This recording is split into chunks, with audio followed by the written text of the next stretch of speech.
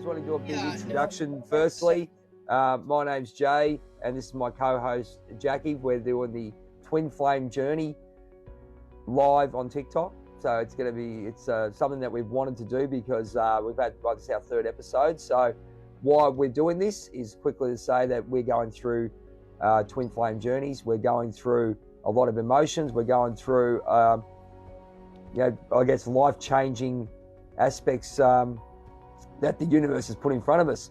And we've joined together, which is a pleasure. Obviously, this is our journey together, which has been fantastic. And what we're doing is, we're not experts, but what we're doing is going through what we're going through, and hopefully you can resonate with what we're talking about. And just to say, you're not alone in what you're going through. And Jackie, how are you today? I'm great. I'm a little tired. It's been a long weekend for me, but feeling good. I feel positive energy for sure. This week was a interesting week, to say the least, but yeah. Yeah. It must have been astrologically what's going on. The universe must be playing with us. But a lot of interesting things. And it's we had a question, Jack, about they want to find out one question that was just a comment about talking about our twin flame journeys. Now, one thing we're going to say, ladies and gentlemen, we can't talk about personal. We can talk about the emotion, but we can't talk about personal stuff because it's private with regards to our privacy, with certain aspects that we're going through, but also the person or persons we're talking about too. So we're just showing some respect there. So thanks for understanding that, because there's a few things that sort of drop in and out as such, and they sort of leave a few holes in the story, but because we have to do that for privacy. So we're just paying respect to our people there. So thanks for understanding. You want to catch Jackie quickly on Jackie's soul story? She's doing wonderful Akashic reader. Do you want to do your little intro? That's probably something I always tend to forget at the Me beginning too. of the meeting. So my name's Jackie. I am an energy reader, specializing in the Akashic records. And also going through a twin flame connection. So that's kind of how this started, and that's why we're talking about it. It's common these days that more people are opening up and connecting to their twin. So there's a lot of challenges that can come with that kind of connection or that kind of union. So we just wanted to shed some light on that and have a open conversation about what some of the struggles and obstacles are that are coming across our path as we're navigating this experience. And that's what we're doing here. So absolutely. So pretty much what just my story as well, same sort of thing. We've gone through a spiritual awakening. My name's Jay. I'm from Journey of a Whitefeather. I do writing my own story. Journey of a Whitefeather is pretty much my story, my spiritual awakening, healing journey. I did physical healing, massage, myotherapy, and body therapy and body healing. But I've moved into the energy and spirit healing as well. But also I actually write. I'm a poet. Okay, I'll call it that way, or writer. So I write a lot of poetry with regards to the feelings that I go through and my actual journey. And I think there's one time I've written about 10 or 15 poems in one day. So it was amazing. But being connected to universe, being connected to spirit, we're gaining that awareness and accepting that this is our journey and accepting this is a life and understanding our lessons in life there. And the twin flame, when they come out, they open the forbidden door. You got to go through the forbidden door. Either you walk through it, you get pushed through it. Whether they come with you is another story. Right. So Jackie, just quickly, I've got 5 questions that were sent to us by our viewers, which is fantastic. Yeah, thanks very much for saying. As I said, guys, we'll address them as we go, but we can't. So just for privacy, we won't say any names. I'm not sure about at the moment, we won't be saying any names or anything. So did you get any questions there, Jack, as well? No, I didn't look. Sorry, it's been a crazy week. That's okay. No worries. That's what we're here for. It's all good. It's all good. Yeah. What I'll do is I'll go through the questions as we go now. Yes. So let's have a look over here. Let's have a look. I'm going to just make sure I've got the right one. Okay. One question I did get, which is very interesting, Jack. I think you'd be more qualified in your journey to talk about it. We got now. So thanks very much, guys. It's awesome to see you got a great energy on stage. Okay. Well, it sounds like a rock star. That's right. But you got great energy together, and thanks a lot for sharing your experiences with us. Okay, so the question is, if you could answer this for me, guys, I'll be very appreciative. If the chaser gives up and moves on, what happens? Does it mean it's over? Mate, that took me back a fair bit. I'm thinking that's a very interesting question, because you got the runner and chaser with regards to the twin flame. What do you think, Jack? I'll leave that with you. What do you think? I guess it depends. There is, as far as I am thinking, there has to be a certain time, I guess, for each individual to work on themselves individually. And there is always a choice to come back if you want to, but you don't have to. I mean, I think that's up to each individual. They could be gone forever. I mean, it's possible, but I like to think that there is a coming together once you guys are fully healed at some point. But at what point in the journey, even if it's in this lifetime, I don't know if it's even in this lifetime. Maybe the lessons won't be healed within this lifetime. So I don't know if I have a solid answer for that one yet. Okay. Look, I got my little opinions on that one. I think that the chase, it's a big thing. I think you're right, where maybe we have to sort of give up to I think the main thing for me is, if I'm going to stop, I'm working on myself. So you become more aware, so you can become a better person. So if the twin flame comes together, then you've worked on yourself and you become a better person, because obviously they helped you unlock those deep-sided feelings. As I said, it's just my opinions on how it all works. But we have to let them go in some ways to actually work on ourselves, because we're opening up a new side of ourselves, and we've got to make sure that we are better for ourselves. And if this twin does come together, obviously the ultimate union, hopefully two souls together, where if I'm doing something, they're doing something too. We will never know. I mean, you never know. You might not be talking to your twin, but hopefully, I agree. Yeah. So hopefully not even talking to them, you're not directly involved with them as such, but you hope that if it's what it is, it's two souls split into one. If you're doing something, they can feel it.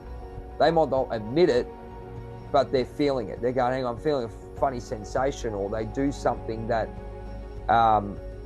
some odd behavior, or, something like that. But if you put it to yourself where you're the chase, and it's not a case of giving up. Sometimes you might have to just let them go for the time being, and the time being is letting them go, because you're giving them go for yourself. There's no determination as to how much time that is. Yep. Right? Absolutely. Like some individuals, like we're forgetting sometimes that our partners have, freedom of choice, and they could choose never to talk to you again.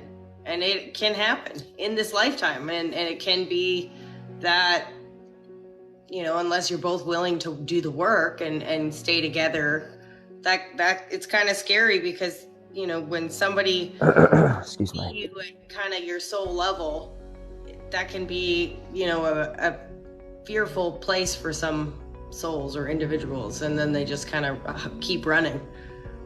Yes. Yeah. Well, it's a case of understanding. I think, as I said in the first episode, I'm not sure, you probably agree with me, Jack, for a point, that we do things from the heart. I think I'm learning all this new terminology, actually coming into this. The easiest way for me to describe it without using the terminology is you really got that place in your heart. You're actually walking with your heart. So when the mind comes in, the ego comes in and tries to rule the heart and go, you should, and the ego is just protecting yourself from whatever it may be, but it overprotects and all those kind of things. So when you actually rule with your heart and you go and do something like from the subconscious level or from your heart, yeah, that's the true essence of what you're doing. Whereas if you start thinking about it, that's when you start going, oh, okay, hang on a minute, it's not going to work, la da da da da. But you have to sort of go within your heart to say, look, I might have to do this for my own good, or this for my own good, or whatever it may be. But everything is, and it's the hardest thing to put your heart on the line. There's one quote I saw, Jack, this week. It goes, you and me are the same. We wear our heart on our sleeve. That's a great comment, but think about it this way. If you wear your heart on your sleeve, you're exposed totally. Okay, think of the concept. So it's on your sleeve, so you're completely exposed. What if you said you lived it within your heart? So you still had control of it, but you still had the concept of living your heart on your sleeve. Does that make any silly sense? Yeah, Are you still protecting it? There's certain people who are like really, really nice, but it's because of a, some type of a negative attachment, right? It's more about like who you choose, like consciously, actively giving your love to people who deserve it and who reciprocate it. And I don't know, but I hear what you're saying. Yeah. Wearing your heart on your sleeve sounds like, you get hurt, or you're just like, a bleeding heart. That's a good terminology. That's a good type, yeah. So you wear your heart on your sleeve. So when we do when we're in our twin flame, they've opened up this, we'll call it the deep dark cell of stuff that you've got to work on. Mm-hmm. And you are a person who is unconditional, unjudgmental, wears your heart on your sleeve. You know exactly how you're feeling. It's a scary thing because, that thing there, wearing your heart on your sleeve, you don't have the inner strength within you, or don't do the inner work, or have something that, like insecurities or whatever it may be. It's a scary thing that you might do. You do get hurt, but you have to gratefully say that your twin flame's helping you in that way. Yeah, I agree. Agree. There's some kind of, the lessons that you learn benefit you in other aspects of your life, not just, that relationship. It really excels you on a lot of different levels, and pushes you to be this better version of yourself, which is the best part about it. The most difficult as well, because a lot of change comes with that. But it's like an accelerated process or something. Well, while we go on to the next question there, I think, again, I'm going to throw this one to you, and then I'll take it from there. Okay. Yeah, guys, it's obviously from Australia. It's a g'day in there. So yeah, there you go, Australia. G'day, guys. Great chat. Thanks very much for all you do, and I hope your twin flame journeys are going okay. Oh, yeah, well, they are in some ways. It has a lot of things to it. Okay, quick question. What is the difference? My writing is absolutely shocking. I wrote this down. What is the difference between twin flame and a soulmate? Okay, well, we did a little bit of that last week, but I think, yeah.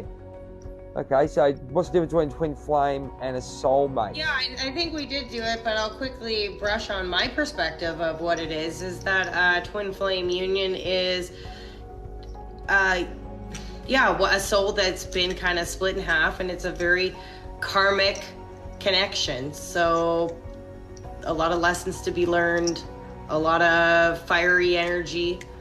And I would say a soulmate can be a variety of things, including partners that you're in a physical relationship with. I think soulmates come in all shapes and sizes, but I think it would just be a more balanced, easier, maybe not as exciting, but still probably very valuable relationship you could have. So okay. That's kind of my thoughts on it. Yeah. Knowing what we've gone through, it's the ultimate for me. It'd be the ultimate love, but also the ultimate in learning. But I think the big thing is I think the big thing for me is if it opens up those wounds, those deep wounds, and I think the case of the matter is I think you actually really work from the heart. Like, I think it really gives you an idea of how you actually live from the heart as well. It might be a bit more of a deeper looking at it.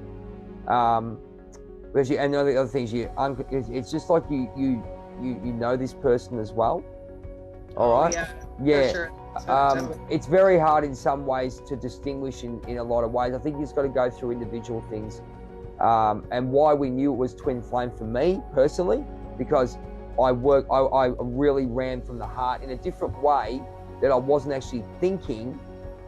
Like, you know, when you have feelings for someone, but your mind's involved. I know when it happened to me, I really went from the heart. It was a different feeling, a really different feeling. I actually went and did things subconsciously. Like, I go, hang on a minute, and you shake your head and go, hang on a minute. I don't really do that. It's out of character. And that's where I knew. That's how I knew. A very instant kind of spark of energy that you just don't feel every day.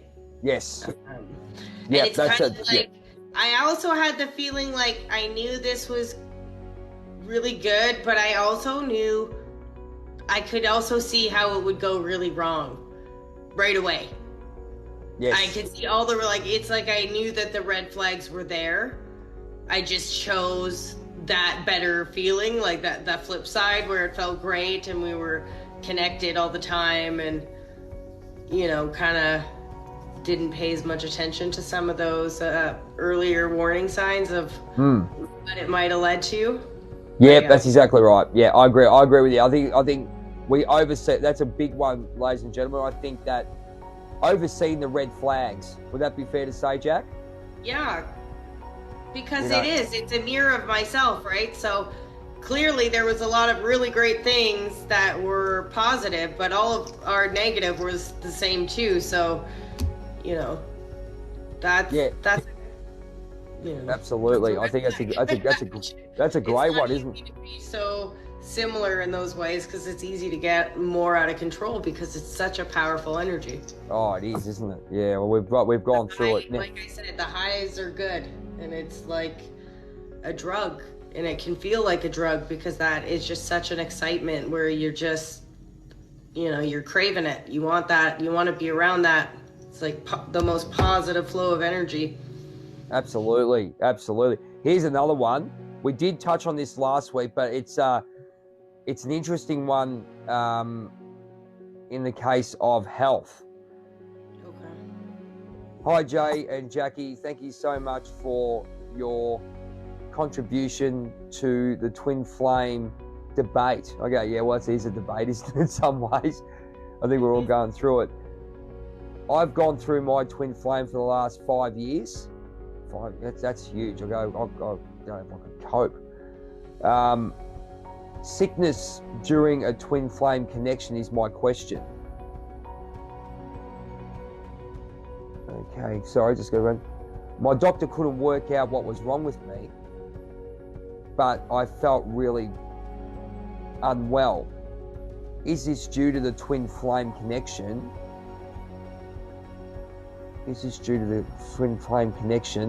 Or do you believe that it affected my health physically? Because I did feel the physical symptoms, but the doctor couldn't find anything that was wrong with me. What do you think? Wow,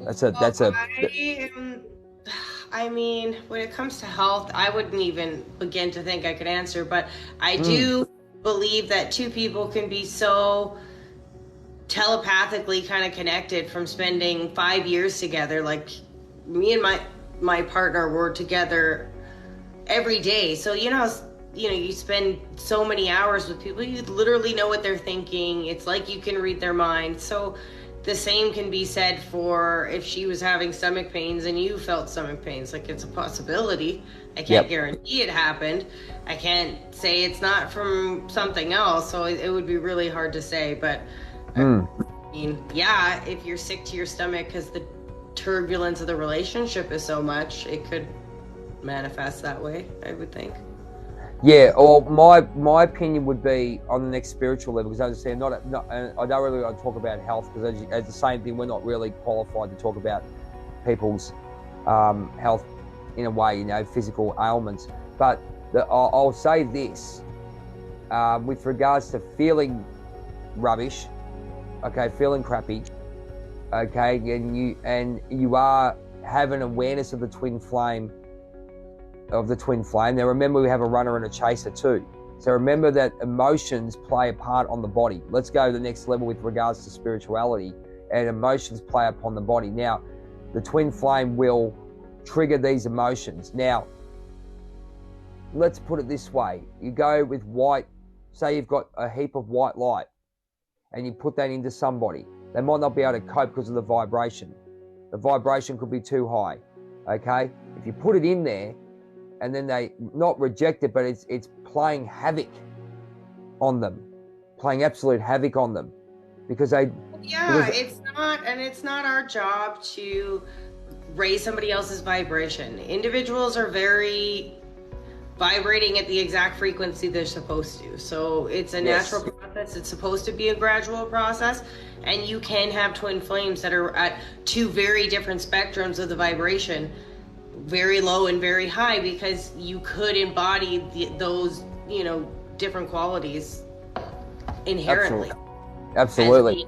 The opposites of each other, right? Like the magnets. So you have maybe one very positive one, and the other one's a very negative person, and they're work out together because they kind of balance out the positive and the negative. But if one gets too much for the other one, it can throw things off balance. So I mean, it's important to naturally kind of do that yourself, the progression in that sense. Yeah, I was going to go the next step and say that they get through, like, and then remember, they're going through what you're going through, so you find this balance and this energy going through you, and it'll manifest in some way, whether it be an anxiety or a sickness or something like that, because of the fact you're going down deep and dark into those deep dark emotions to make you feel better. So they're still coping with this amazing energy and this amazing, say, white light, and obviously your emotions going into there, and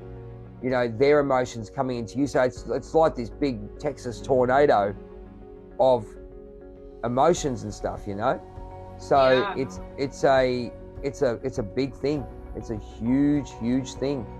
And I think that, yeah, maybe you might get sick. I don't know. As I said, I'm not a doctor or anything, though, but it'll, let's just say it will affect the body and mind and spirit and soul in different ways. Yeah. And anything that you think about or you're obsessing about can have physical effects on your body. So absolutely, yeah, it's becoming, if your twin flame union is becoming something that's making you sick, it is your responsibility to find some healing or a self-healing modality to really work. And if you have a partner that's with you, then maybe some couples meditation or something along those lines would assist, especially if they're in physical pain and you're picking it up. But, do you think, Jackie, with you just said do a couples therapy and stuff, which would be great. What individual things do you think you could go? I think with well, I didn't say not therapy. I'm not the best. I don't believe in too much of couples therapy, but couples meditation, just do it yourself. Yeah, that's what I mean. Yeah, that's what I meant. Yeah. Do it in your bed, make a special time, sit and talk and do it and cuddle. And, you know, it's exciting. Put blindfolds on too, because then it's kind of like, you know, something different. It gets you excited to spend time together, and you trust your partner, and it builds trust. That's huge, isn't it? And the blindfold thing, you're sort of walking into that sort of tunnel of, you know, what we're doing, and, you know, with your partner in your hands, it's like walking that together in a lot of ways, isn't it? Well, yeah, and you're hoping to have a partner that's willing, or, you know, at least open-minded enough to work and try to find the things that help you heal together, because healing together, if you do it together, is twice as fast. And if you're both in the same mindset and you're both, you know, on the same page, then it can be extremely beneficial, and it can be extremely productive, I guess. Yeah, but absolutely. We're all developing at our own path, and I don't know if and when in my lessons are up, right? I don't even know if there's more lessons to learn with the same relationship, or if it's just a matter of waiting or not. Like, I don't know. It's hard to say. That it is. I just think with that one, yeah, you just got to sort of work on yourself as such, because you are untapping a lot of deep emotions, and it's probably a lot of deep stuff that you've kept in as well, because obviously we know that twin flames, they bring out the best of you, but they can also bring out those deep wounds that you got to actually put the band-aids, not even band-aids, you actually got to sew them up and deal with them. And I know I did. I went, wow, you know. Yeah. And yeah, and I just had a bit of a thought just quickly with the difference between twin flame and soulmate. Just going back to that question, Jack. Sorry to go back to that one, but I'm very big into the look, into the soul, and you just know, like there's I mean, the soulmate, yes, you can feel that energy. Okay, the energy that comes off you. Okay, because I've had the soulmate one, but the twin flame is an intense look into their soul. There's just this look. It's just like, and you can't not pull away from it. It's this intensity, absolute intensity of love, and just go, your mother half, you know, just, it's that, and it's not just, and you got to think it's coming from the heart, not the mind. So I just wanted to throw that one in. So I've just had a thought there. Yeah, no,